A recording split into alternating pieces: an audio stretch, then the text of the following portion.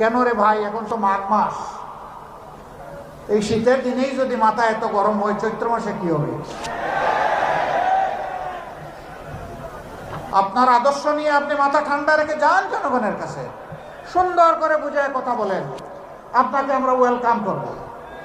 কিন্তু আপনি গায়ের জোরে সেই ফেসিবাদী কায়দায় আবার নির্বাচনকে ছলে বলে কৌশলে নিজের ইচ্ছা মতো প্রভাবিত করবেন, এখনকার যুব সমাজ 24-এ চিৎকার দিয়ে ঘুমাইয়া পড়ে না।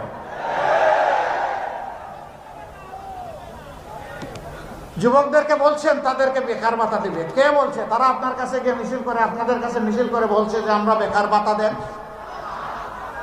আমাদের যুবকদেরকে আমরা বেকার ভাতা দিয়ে অপমানিত করতে চাই না।